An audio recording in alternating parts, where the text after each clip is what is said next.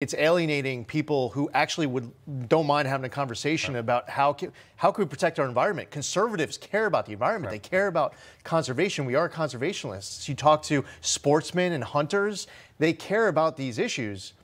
But the rhetoric has gotten so hyperbolic, like what we saw on the View with Sunny Hostin, and then they fly all their big expensive jets to these climate change summits overseas. And the average person is completely alienated by it. They can't relate to it.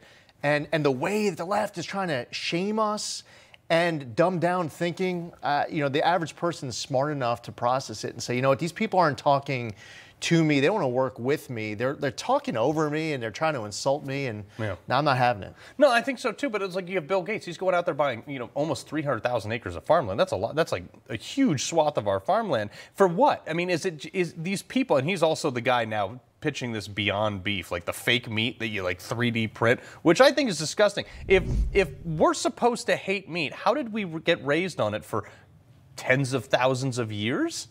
You and I are military guys. Yeah. We've had too many MREs, and those are the worst. I prefer the real deal, and gosh, it's something like each their own. And if you have your own diet, your own preferences, you want to have a healthy living with a way that you envision it, God, or yard debris or whatever you eat, your life, your freedom. But the idea that you'd be shaming everyone else, like they are destroying the planet, if you don't go along with this diet that I'm pushing in. By the way, I'm investing in. Yeah. Again, they believe in freedom and individual liberty, personal responsibility. That's what we believe in as conservatives, and we don't want to talk past everyone and insult folks. We have our own opinion. You have yours. Let's debate. Right. And the best idea should win. Well, and this goes to, speaking of insulting, I mean, like, look, Sunny Hostin on The View is probably the queen of this. I mean, they literally use racism and bigotry and everything to insult anybody who has a different opinion. And the people who cry about this the loudest, they say things like this. Listen. All those things together would maybe lead one to believe that, either climate change exists, or something is returning. Earthquakes are not at the mercy of climate change. It's underground. It happens, and the eclipse, they've known about the eclipse coming because eclipses happen, and they actually can say when these things are going to happen. This was her talking about the eclipse and an earthquake being climate change related. I feel like we should apologize to the entire audience because everyone's IQ just dropped about 2 points watching that segment. Listen, there's a reason why folks are tuning into Newsmax, and folks put on the news. They want to get caught up in the discussion. It makes you think for yourself independently on what the right way is to think on the top issues of the day, and what might be good for ratings to spur these types of crazy thoughts and emotion and high blood pressure.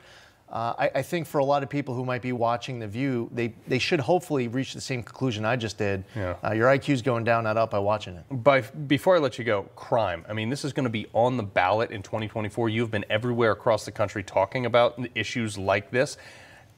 What is the best place to be come 2024? How do we start solving everything that's going on? We'll get inside of the cities, talk to longtime Democrat voters. They're waiting for conservative solutions. They are disenfranchised by Democratic Party politics. We understand that you have to support our men and women in law enforcement. We understand you should be passing bills that prioritize law-abiding citizens instead of criminals, that we need prosecutors who prosecute, judges that when you are a prosecutor asking for bail, that the judge is actually keeping that bad person behind bars, securing our border. The time is right.